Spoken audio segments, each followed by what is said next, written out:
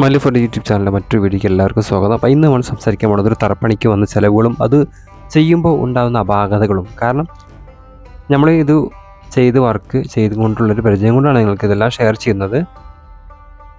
അപ്പോൾ ഈ തറപ്പണി എന്ന് പറഞ്ഞു കഴിഞ്ഞാൽ ഇപ്പോൾ ഒരു സൈഡ് ഒരു ഭാഗം ഒരു കിഴക്ക് ഭാഗത്ത് കുറച്ച് വീതിയുള്ളൂ, ഏതാണ്ട് 3-3.5 അടി വീതിയുള്ളൂ തറ കഴിഞ്ഞിട്ടുള്ളത്, കുറച്ച് സ്പേസ് ഉള്ളത്.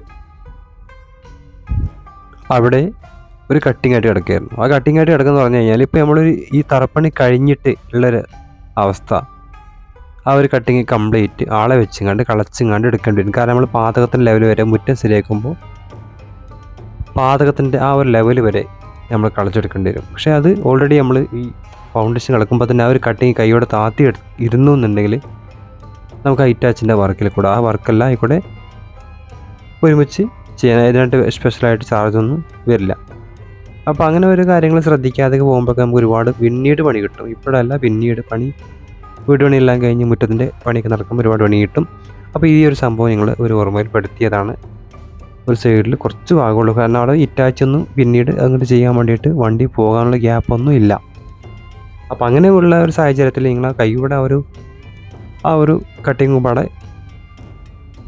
ഒന്ന് എടുത്ത് ഗ്രൗണ്ട് ഫ്ലോർ ഒന്ന് നിരത്തുകയെന്നുണ്ടെങ്കിൽ നിങ്ങൾക്ക് ആ ഒരു പണി കൈയോടെ തീർന്ന് കിട്ടും. പിന്നീട് ആ ഒരു കട്ടിങ് ആളുകൾ കളച്ച് എടുക്കേണ്ട അവസ്ഥ ഒഴിവായി കിട്ടും. ഇപ്പോൾ നമുക്കിവിടെ വന്നിട്ടുള്ളത് ഈ ഒരു തറപ്പണി എന്ന് പറഞ്ഞാൽ 991 സ്ക്വയർ ഫീറ്റാണ് ഗ്രൗണ്ട് ഫ്ലോർ.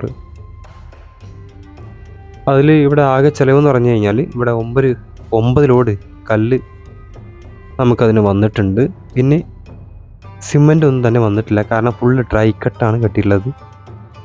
ഫൗണ്ടേഷനും അതിൻ്റെ മുകളിൽ ബേസ്മെൻറ്റും കംപ്ലീറ്റ് ഡ്രൈ കട്ടാണ്. 45 ഹൈറ്റ് വെച്ചിട്ട് 45 വണ്ണത്തിലാണ് ഡ്രൈ കട്ട് കെട്ടിയിട്ടുള്ളത്.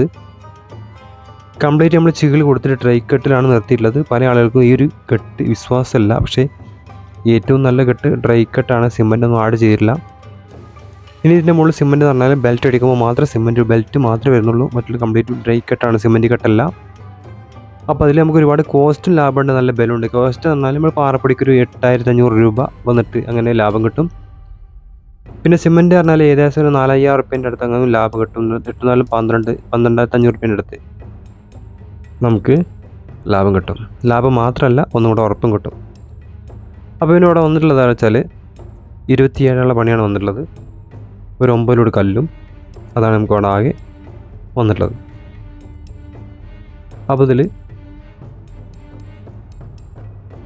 ഒരു 2 ബെഡ്റൂം, ഒരു കിച്ചൺ, ഒരു ഡൈനിങ് ഹാള്, ഒരു ലിവിങ് ഹാള്, ഒരു 2 ബാത്റൂം, പിന്നെ ഒരു സിറ്റ് ഔട്ട്, അത്രയും കാര്യങ്ങളൊക്കെ ഇതിൽ വന്നിട്ടുള്ളത്. അപ്പോൾ ഇത് നമ്മൾ സ്ഥലം എന്ന് പറഞ്ഞാൽ ചുരുങ്ങിയ ഒരു സ്ഥലത്താണുള്ളത്. ചുരുങ്ങിയ സ്ഥലത്ത് ഉള്ളതുപോലെ ഒരു അഡ്ജസ്റ്റ് ചെയ്തിട്ട് 2 ഭാഗത്തും ഏകദേശം ഒരു 2 ഭാഗത്ത് കുറച്ച് സ്പേസ് ഉണ്ട്. മൂന്നാമത്തെ ഭാഗത്ത് കുറച്ചും കൂടെ ഉണ്ട്. പിന്നെ 4ാമത്തെ ഭാഗത്ത് കിഴക്ക് എന്ന് പറഞ്ഞാൽ അവിടെ സ്പേസ് വളരെ കുറവാണ്. അപ്പോൾ നമ്മളിതുപോലെയൊക്കെ വീട് വെക്കുന്ന സാഹചര്യം, അതായത് സ്ഥലത്തിന് സൗകര്യം കൂടെ നോക്കിയിട്ട് വെക്കണം, അല്ലെങ്കിൽ പിന്നീട് നമ്മൾ ഗതിക്കേണ്ടി വരും. ഇപ്പോൾ കിണർ ഇവിടെ വയ്ക്കാന്ന് പറയുമ്പോൾ ഒരു 8 അടി ഒക്കെ ആവറേജ് കളക്കാൻ പറ്റുള്ളൂ, അത്രേ സ്പേസ് ഉള്ളൂ. അപ്പോൾ അതിന് നമ്മൾ എന്താ ചെയ്യേണ്ടത് വെച്ചാൽ ആദ്യം കിണർ കളച്ചിട്ട് കുറച്ചും കൂടെ വട്ടത്തിൽ 9 അടി 10 അടി കിണർ കളച്ചിട്ട് നമുക്ക് വീട് അതിൻ്റെ മുകളിൽ കൂടെ ബീമൊക്കെ ആയിട്ട് കൊണ്ടുവരാനുള്ള സാഹചര്യമുണ്ട്. അതൊക്കെ നമ്മൾ നേരത്തെ മനസ്സിലാക്കി വെക്കേണ്ട കാര്യങ്ങളാണ്. അപ്പോൾ ആ ഒരു കാര്യങ്ങൾ മനസ്സിലാക്കി വെച്ചോട്ടിച്ചിട്ടാണ് പറഞ്ഞത്. അപ്പോൾ അടുത്ത വീഡിയോ കാണാം. എല്ലാവർക്കും അടുത്ത വീഡിയോ കാണാം. Good bye.